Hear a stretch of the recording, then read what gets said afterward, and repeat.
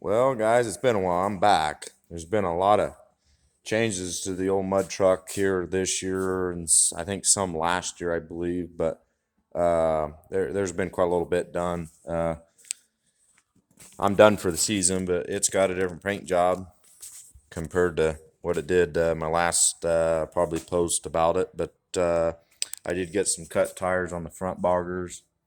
I did that for traction. It actually does help a lot, but that also permits, I think, on like if the track is actually prepped and built right and it's not greasy packed clay.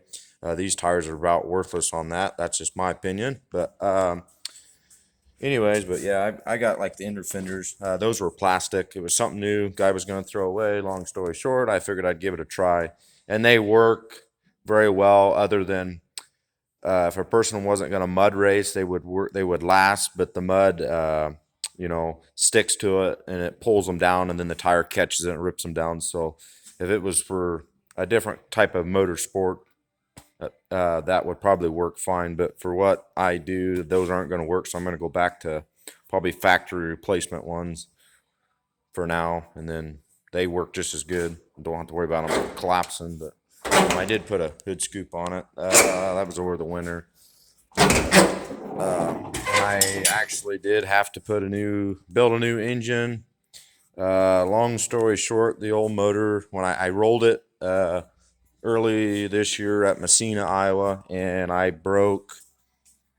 Well, I guess I didn't break it. I bent the upright header because I got different upright headers on it at the moment, kind of spare set. But it bowed the center of the flange out where it bolts down to the head, and I did not realize that, and it screwed my valves all up, and it was missing and popping and blowing blue flame out. So basically, the short block was actually fine, but the bearings looked really good. But I ended up just building a new motor. I kind of had another one for an upgrade. It's still a 410 cubic inch, but it was a full roller, and this one's got the dart heads and stuff on it. Dart Eagle cast heads, and I did have to modify the bracket here because these bolts in the face of the head, the holes, actually, this had a dry sump system on it, and they put plugs in it and kind of, I mean, not necessarily screwed it up, but kind of limited me on accessory bolt holes in the head, I guess. So I kind of had to modify a bracket for that down here, but it works. I haven't thrown, knock on wood, a alternator belt yet, but there is going to be some more upgrades over the winter, early spring coming. Uh, with some carb stuff, I'm gonna have a new one built, custom built from ATM. There's gonna be some other things. I'll talk about that probably more when the time comes.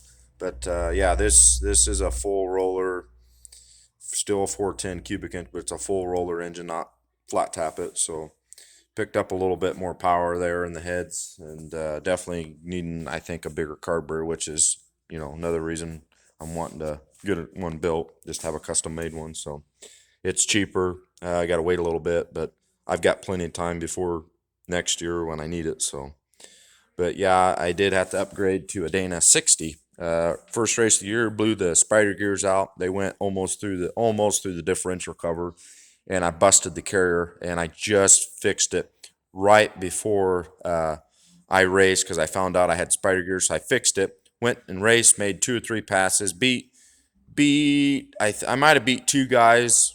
I know I beat one guy, and then the front end let loose again, and then I only had 2 wheel drive, so that's been another deal there. So I had to find me a Dana 60, and I did find one. Put it in. It happened to be a 456 gear, which was nice because that's what I run. I just had to go through it, kind of put some bearings in it, put some U joints in it. Nothing too crazy, but I did get and put a radiator support in, aftermarket one, just a little squirt tubing. It ain't nothing crazy spectacular, but I my old one, when I put these weren't new fenders. These were just used fenders off of another truck I had. They were just in better shape, so I could not bolt the old radiator support up because it was bent so bad and twisted. So and it's legal. So I just made an aftermarket one. It works. It's been a little bit. When I rolled it, it kind of tweaked a few little things. So I got a little bug here and there of that I need to kind of work out, get that kind of the wire mesh straightened up. But so, anyways, yeah, we'll probably do another update here. I just figured I'd get on here real quick. We will see you guys in the next video.